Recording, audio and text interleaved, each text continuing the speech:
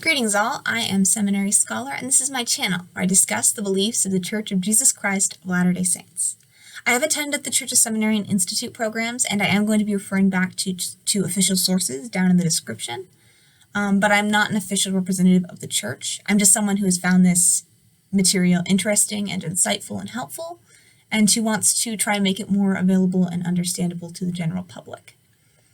This week, I'm creating another installment in my Perspective Essay series. This is a series where I discuss my personal understanding of the gospel and its practical applications. It's based in doctrine, again, references in the description below, but it is much more my own understanding of it and my own personal views and attitudes towards certain principles. So just take it with a grain of salt moving forward.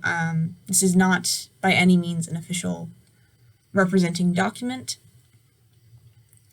But yes, this essay is about spiritual fitness. This particular video is the third installment. I've split it up over 3 parts to make it a little bit easier to watch. The first section was an introduction to the concept of what spiritual fitness is. The second one talked about spiritual nutrition and kind of explained that concept. If you're interested in seeing those, the card is up in the corner. This video is going to be on spiritual activity or spiritual exercise. And I'm going to start out by introducing that concept and kind of explaining it a little. Then I want to talk about some factors that affect how much spiritual activity we get on a regular basis. And then finally, I want to talk about some techniques for improving our overall spiritual activity and keeping up those efforts so that we don't burn out or just kind of abandon what our attempts, kind of what tends to happen in kind of like what tends to happen in physical fitness, where we start out with good intentions and then just kind of fizzle out. But first, to define spiritual fitness. Spiritual fitness is basically just practicing what you believe. It is when you have your own personal belief system, and I feel that this can apply very broadly to a lot of different belief systems. You're free to disagree with me, but that's the impression I got when I was kind of developing this. If you are taking the time to develop a personal philosophy that you feel is true and it's in accordance with your moral self and your understanding of right and wrong, and if you develop that, and then you proceed to go and live in accordance with this philosophy that you've developed, you're going to be a happier, more content person. You're not going to feel self-conscious or shameful because you have a certain thing that you believe and that you feel is right, but you aren't supporting that. And it's a pretty fundamental concept of when you are living in accordance with your own sense of right and wrong, then you feel right because you feel you are doing right, because you are adhering to your personal definition of right. But now that I've said that word a bazillion times, that's what I'm talking about. And I feel like spiritual fitness is something that kind of tends to get kind of thrown to the wayside because as good intentions as we all have, it is hard to keep your spiritual or moral philosophy at the center of your life with so many things going on with work and school and whatever other engagements you have. It can be easy, so easy to get distracted and to prioritize other things and to devote your time and energy to other things. But the thing with a moral philosophy is that if you're going to have one, it kind of needs to be the most important thing. Otherwise, it just kind of decays and doesn't really serve a function, and if it's not serving a function, then it doesn't really support itself. But staying spiritually active is easier said than done. So let's first examine some of the things that help us to be more spiritually active. And these fall into two main categories: external factors that force, motivate, or cajole us into being more spiritually active, and then internal motivation to be spiritually active. External forces can be, there's a wide range of things. These can be churches or social groups. Social groups actually form a large portion of the motivating side of this, but there are also things that can kind of force us to challenge our moral philosophy. These would be situations where we need to make a decision that will either adhere to our moral philosophy or it won't. And those decisions can force us towards or against our own beliefs, depending on what decisions we make.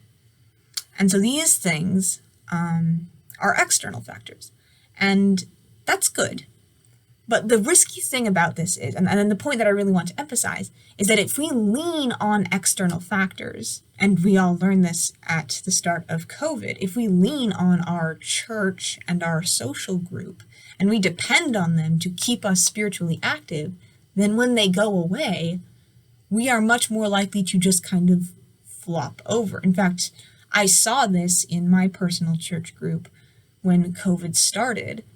There were two distinct groups of people, and I'm not trying to judge or shame anyone. This is just an observation. There were people who didn't know what to do, and there were people who said, well, I like being spiritually active, and I want to be spiritually active, so I'm going to find things to do.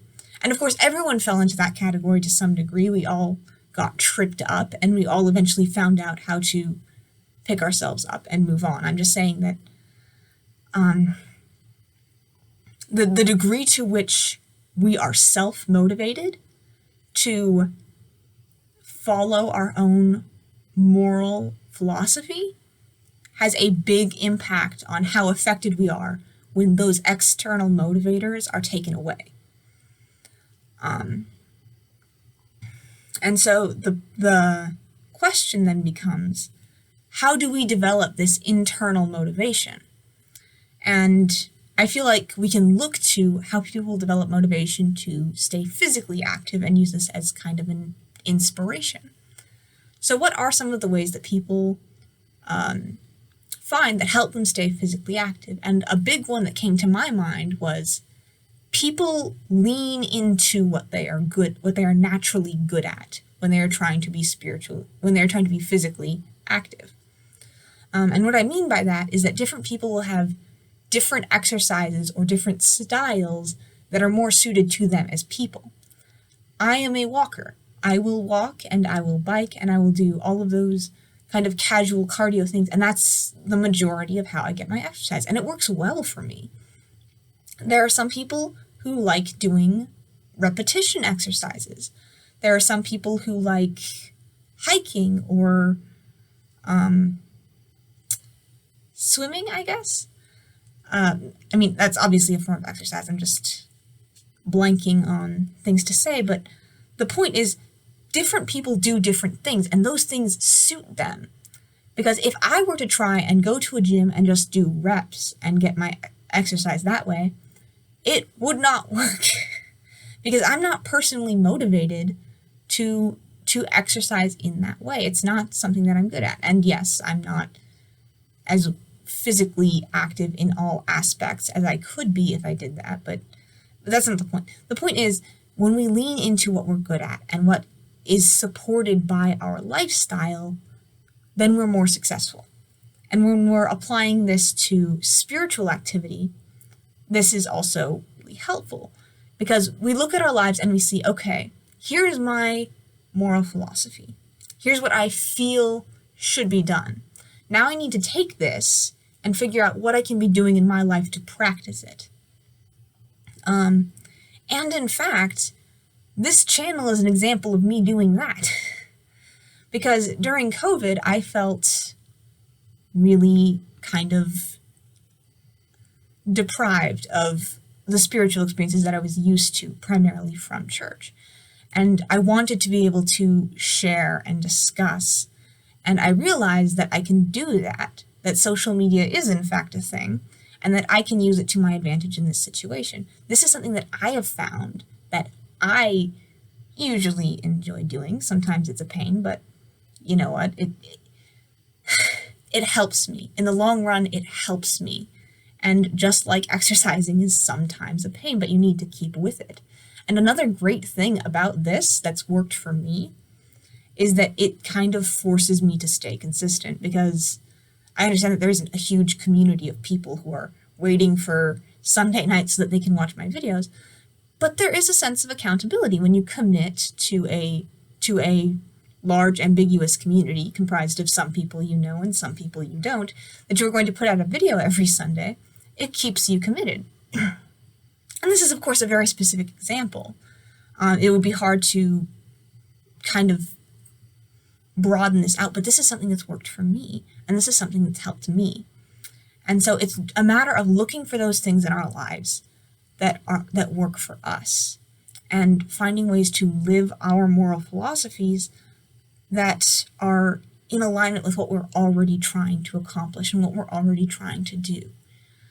And another thing just that I want to end on with helping us motivate ourselves is one of the main ways that I have found that I enjoy, that isn't really an option at the moment, to stay physically active is to play sports. And I'm not a competitive sports player. I have never been on a competitive sports team. But getting together and playing sports with friends is something that I really enjoy. And it helps me get motivated because I am secretly a very competitive person. Not so secret anymore, I guess, but whatever. But this, I think, is really kind of key, because this is the entire concept. In spiritual fitness, this is the entire concept of a church. And that's very specific, but in your own life, you can apply this however it works. This can be your group of friends that shares your fundamental moral beliefs. This can be a charity group that you work with. This can be any group of people that you feel helps you develop your own personal spiritual style. And I think there's a lot of power in a group of people that is working with you, that understands what you want from yourself and what you believe, and that is supporting you in pursuing that. And I think that can be really helpful. So hopefully this whole essay hopefully you got something from it, whether that's a better understanding of how we think of things in the church, or maybe you found some of the principles we discussed helpful.